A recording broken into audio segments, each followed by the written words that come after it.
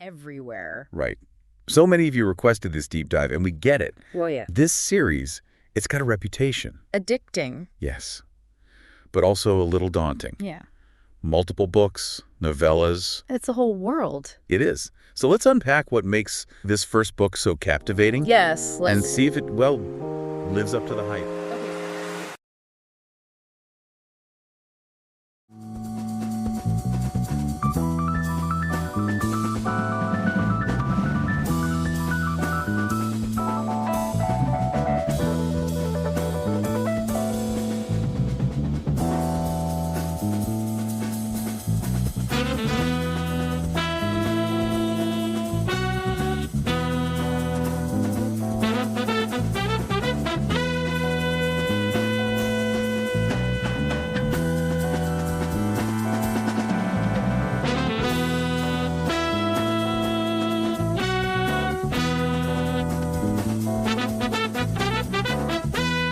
Welcome back to Witter, your shortcut to being well-read, even when you're, well, short on time. That's us. Deep dives for busy minds. Exactly. And today, we are diving deep into a book that's, gosh, taken the fantasy world by storm. Oh, yeah. A Court of Thorns and Roses, the first in Sarah J. Maas's wildly popular series. It's everywhere. Right.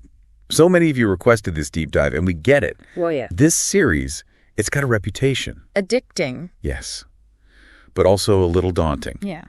Multiple books, novellas. It's a whole world. It is. So let's unpack what makes this first book so captivating. Yes. And see if it, well, lives up to the hype. Okay, so what's fascinating here is how Maas takes a familiar tale, Beauty and the Beast, A classic. and weaves it into this world brimming with fairy lore and intricate political dynamics. It's not just a retelling. Yeah. It's like a complete reimagining.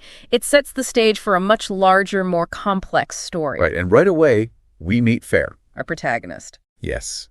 And she is, well, she's anything but a helpless princess. No damsel in distress here. Not at all. She's hunting to feed her family. She's got this like fierce independence that sets her apart from, your typical fairy tale heroine. But then that encounter with the wolf fairy, it throws her life into chaos, forces her to cross into Prythian, the magical realm of the Fae. That crossing, it's so symbolic. Oh, how so? It's not just about Feyre, entering a new world. Yeah. It's about stepping into a realm of magic, danger, ultimately self-discovery. And it's interesting how Maas uses that initial setting. The human lands? Yeah, to contrast the bleakness of Feyre's existence with the alluring yet potentially treacherous world of the fairies. Exactly. And we see that contrast so vividly when Feyre arrives at Tamlin Spring Court. It's all sunshine, roses, luxurious comfort. A little shift. Such a stark difference from that harsh winter she left behind. But even amidst that beauty, there's a darkness. Yes. There are these subtle hints of darkness, a sense that things aren't, well, as idyllic as they seem. It's like Maas is playing with us. Oh, how soon? With our expectations. You're lulled into this sense of enchantment. Right. But then she introduces those unsettling elements. Like what? Give us some examples. Look at those masked figures at Calanmai, the warnings about Amarantha, this lurking danger that seems to follow Feyre wherever she goes. And then there's Tamlin himself. He's that classic, brooding, handsome fairy lord. But, there's more to him than meets the eye. Oh, absolutely. He carries the weight of responsibility as High Lord, haunted by a past trauma. Oh. We only get glimpses of it in this first book. Remember that painting Feyre finds? The vibrant flowers against a dark background? Yeah. It's like a visual representation of his internal struggle. Oh, interesting. That duality of beauty and darkness that defines him. And it kind of foreshadows the challenges he'll face as the series progresses. Oh, absolutely. And speaking of intriguing characters. Ooh, yes. We can't forget Lucien, Tamlin's sly and sarcastic companion. He's great. Such a source of wit and mystery. A total mystery. And his dynamic with Feyre. Full of banter. Yes. Playful banter and this underlying tension. He definitely keeps us guessing about his true intentions. He does. And I think that's, one of the hallmarks of Maas's writing, creating these complex characters with hidden depths, motivations that are slowly revealed as the story unfolds. We're constantly kept on our toes. Wondering who to trust. Exactly. And what secrets lie beneath the surface. And speaking of secrets, the arrival of Rhysand. Oh, boy. It throws a major wrench into the narrative. For sure. This is where those Beauty and the Beast parallels start to, well, unravel. Rhysand, with his undeniable charisma, that air of danger, challenges our perceptions of good and evil. Yeah. Forces Feyre and us as readers to question everything we thought we knew. His presence completely disrupts the power dynamics. How so? He represents a world beyond the Spring Court, a darker, more sensual realm that both terrifies and fascinates Feyre. And that first encounter at Calanmai, charged with this, electrifying tension. Yes. It hints at the complex relationship they'll develop later in the series. Right. It's like a crack in the fairy tale facade, a glimpse into a world of shadows and secrets that Feyre is only just beginning to understand. And from that moment on, the story takes a much darker turn, leading us to that terrifying climax under the mountain. That's where the real stakes are established. Yeah. Feyre's journey under the mountain, it's more than just a physical trial. It's a test of her courage, her resilience, her willingness to confront her own inner darkness. And it's also where Rhysand's true nature starts to emerge, revealing a complexity that, defies easy categorization. And let's talk about that ending. It's a whirlwind of betrayal, sacrifice, and a shocking revelation about Feyre's true nature. Oh, yeah. It leaves us reeling, questioning everything we thought we knew about the characters and the world they inhabit. I remember, gasping out loud when, well, I won't spoil it for those who haven't read it yet. Right. But let's just say, book 1 is just the tip of the iceberg. Exactly. It's a brilliant setup for the rest of the series, leaving us with so many questions and a burning desire to know what happens next. What will become of Feyre now that she's been, irrevocably changed by her experiences? Right. What role will Rhysand play in her future? And what other secrets lie hidden within the world of Prythian? Welcome back to our deep dive into A Court of Thorns and Razes. Picking up where we left off. Feyre emerging from under the mountain, right, forever marked by her experience and, facing an uncertain future. What's so captivating about this series is how it doesn't shy away from, the psychological impact of trauma. It shows us how Feyre grapples with the aftermath of what she endured. You're so right. We see her struggling with, nightmares, flashbacks, this deep-seated fear that lingers even when she's back in the, supposed safety of the Spring Court. Right. It's a stark reminder that escaping a physical prison doesn't mean you're free from, the mental and emotional scars. Exactly. And this is where those cracks in Tamlin's facade, they become more prominent. Okay. While he initially appears to be, caring and protective, his actions become increasingly controlling. Interesting. He isolates Feyre, restricts her freedom, dismisses her attempts to, reclaim her agency. It's a subtle shift. But it raises questions about whether he's truly the hero we thought he was. It's almost like he's trying to recreate the cage she just escaped from. Yeah. Even if he believes he's doing it for her own good. Yeah. And that's where the tension between Feyre and Tamlin really starts to build. She's not, that naive girl who arrived in Prythian anymore. Right. She's tasted freedom, faced unimaginable darkness. And she's not willing to be confined again, even by someone she cares about. It's such a powerful exploration of consent and agency, especially within, a romantic relationship. Feyre's growing frustration with Tamlin, it highlights how even well-intentioned actions can be harmful if they disregard someone's autonomy and their need to heal on their own terms. And it's interesting how Maas uses the setting to reflect this, shifting dynamic. Yeah. The Spring Court, which once seemed so idyllic, it starts to feel suffocating. It's all about beauty and control, with nature itself manipulated to conform to Tamlin's will. Right. It's a stark contrast to the, wild, untamed energy of the Night Court, which we get glimpses of through Feyre's dreams and memories. That contrast is so deliberate. Oh, how so? The Night Court. Despite its reputation for, darkness and danger, it represents a different kind of freedom. It's a place where emotions run high. Yeah. Where power is acknowledged and embraced. And where Feyre, despite her fear, feels a sense of belonging that she just doesn't have in the Spring Court. Remember that scene where Feyre first meets Rhysand's inner circle? Mor, Cassian, Azriel. They're all powerful, confident, and fiercely loyal to Rhysand. Oh, yeah. And yet they treat Feyre with respect, recognizing her strength and her trauma, which is something, she doesn't always get from Tamlin. That scene is so pivotal. It introduces a whole new cast of characters who will become like central to Feyre's journey. Right. And it showcases a different model of leadership. Okay. One that's based on trust, shared responsibility, and a willingness to embrace vulnerability. It's a stark contrast to Tamlin's more isolated and controlling style. And let's not forget the slow burn romance that starts to simmer between Feyre and Rhysand. Ooh, yes. It's not love at first sight. It's a gradual building of trust, respect, and this undeniable attraction stemming from their shared experiences and their understanding of each other's darkness. It's a masterclass in building sexual tension. But it's also about, like, two broken souls finding solace in each other, recognizing the pain and strength they both carry. And it challenges that traditional fairy tale notion. Well, that's that. That a hero must always be shining and perfect. Yeah. Rhysand, with all his flaws and darkness, he becomes Feyre's true savior. Not by rescuing her, but by empowering her to save herself. And that empowerment is so central to Feyre's character arc. Absolutely. She starts training, honing her physical abilities, tapping into that raw power that lies dormant within her. She's no longer waiting for someone to save her. She's taking control of her own destiny. And those training scenes, they're not just about, physical strength. Like that. They're about Feyre confronting her fears, pushing past her limitations, discovering a resilience she never knew she possessed. It's a visceral and satisfying journey to witness. Absolutely. And as she grows stronger, we see her becoming more strategic, more cunning. Yeah. She starts to understand the political landscape of Prythian, the alliances and rivalries that shape the fate of the fairy realms. She's not just a pawn in someone else's game. She's becoming a player in her own right.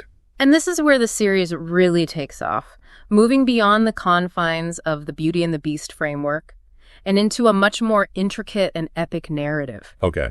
Feyre's journey becomes intertwined with the fate of Prythian as she's drawn into a conflict that threatens to destroy everything she holds dear. And let's be real, the world building in this series is just phenomenal. It's incredible. Maas expands on the already rich world of Prythian, introducing new locations, fascinating creatures, deepening our understanding of fairy culture and history. It's a world that feels both magical and dangerous, with a depth and complexity that, keeps you coming back for more. It's true. She creates this immersive experience that draws you in and makes you feel like you're right there alongside Feyre, exploring the bustling streets of Valaris, training in the mountains with the Illyrians, or navigating the treacherous political landscape of the High Lord's court. Okay, so we've covered a lot of ground in this part of our deep dive. We have. We've seen Feyre grapple with trauma, challenge the expectations placed upon her, and begin to embrace her true power. And we've only scratched the surface of the intricate world building, the complex relationships, and the epic battles that await us in the rest of the series. What I find so compelling about A Court of Thorns and Roses is how it subverts classic fairy tale tropes, exploring themes of agency, consent, and the power of embracing one's true self. It's a story that resonates with readers of all ages, reminding us that even in the darkest of times, we have the strength to forge our own path and fight for what we believe in. You've put it perfectly. And as we move into the later books, we'll see Feyre's journey continue to unfold in ways that are both exhilarating and thought-provoking. She'll face unimaginable challenges, make difficult choices, and ultimately discover the true extent of her power and the depth of her love. But for now, we'll leave you with this question. What do you think is the most significant turning point for Feyre in this, second book? What moment truly sets her on the path to becoming the powerful, independent High Fae we know she's destined to be? We'd love to hear your thoughts. Welcome back to Witter, where we help you navigate this vast and sometimes overwhelming world of must-read books. We've been deep diving into A Court of Thorns and Roses, and by now you've seen Feyre transform from, human huntress to a powerful fairy warrior. Absolutely. Grappling with complex relationships, a looming war. It's a lot. It is. What's striking is how this series evolves. It's like watching a flower unfurl, revealing layers of intricate beauty. And thorns. Yes. Unexpected thorns along the way. Right. As we move into the later books, Maas really expands the scope of the story. Okay. We delve deeper into Prythian's political landscape, uncovering ancient prophecies, hidden alliances, the intricate workings of, the High Lord's court, It's a world teeming with magic, danger. and a rich history stretching back centuries. Period. And Feyre's not just navigating her own personal struggles anymore. She's, becoming a key player in a battle for the fate of Prythian itself. Huge stakes. Remember that bargain she made with Rhysand? Oh. Under the mountain. Oh, yeah. Well, those consequences, they come back in a big way. They do. Forcing her to confront the true cost of her choices, the weight of responsibility she now carries. That bargain, it's so crucial. Yeah. Because it binds Feyre to Rhysand in a way that goes beyond, romance. Okay. It's a pact forged in shared darkness, a recognition of their mutual need for survival and their shared desire to protect those they love. And it sets the stage for a partnership that, will challenge both of them to grow, to evolve in ways they never imagined. It's almost like they become two sides of the same coin. Right. Balancing each other's strengths and weaknesses. Feyre brings her compassion. Yes. Her unwavering loyalty.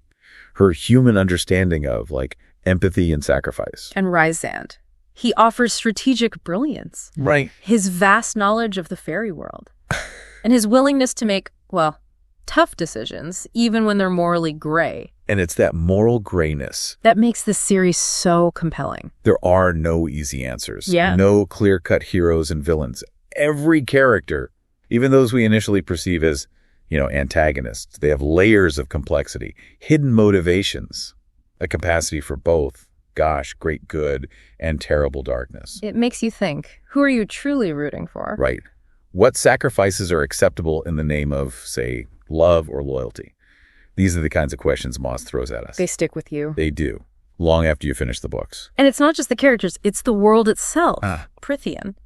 It's this realm where magic and politics, they're intertwined, where ancient traditions clash with, modern realities, and where the lines between good and evil, they're constantly shifting. It feels both familiar and utterly unique. A testament to Maas's imaginative world building. And let's not forget the romance. Oh, the romance. Feyre and Rhysand's relationship. It's one of the most talked about aspects of this series, and for good reason. It's a slow burn. Full of tension, longing, and this incredible sense of connection that stems from their shared trauma, their deep understanding of each other's, souls. It's a relationship built on mutual respect, trust, a shared passion for fighting for what they believe in. And yes, there's plenty of heat and sensuality. But it's never gratuitous. No.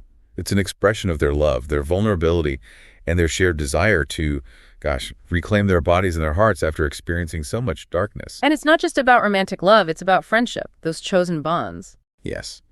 And we see this in the relationships Feyre forms with Rhysand's inner circle. Mor, Cassian, Asriel, Amren. They become her found family, her support system, her comrades in arms. They challenge her, protect her, and celebrate her victories as their own. And it's through these relationships that Feyre truly comes into her own, discovering the strength that comes from, surrounding yourself with people who believe in you. Yeah. Even when you doubt yourself. And that, I think, is the ultimate message of A Court of Thorns and Roses. It's about finding your power, embracing your true self, and fighting for what you love, even when the odds are stacked against you. It reminds us that even in the darkest of times, there's hope. There's always a reason to keep fighting. Yeah. And always the possibility of finding, love and light in the most unexpected places. Beautifully said. As we wrap up this deep dive, Yes. we want to leave you with one final thought. The Court of Thorns and Roses.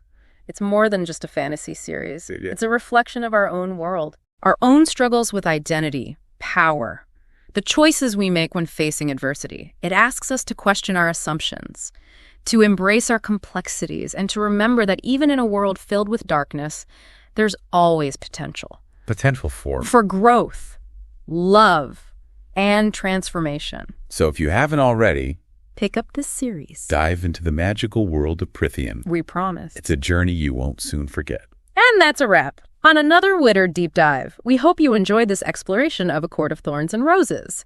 We'd love to hear your thoughts on the series. So connect with us on social media, share your favorite moments, your burning questions, your theories. Until next time, happy reading. And remember, even if you're short on time, you can always find a few moments to escape into a good book.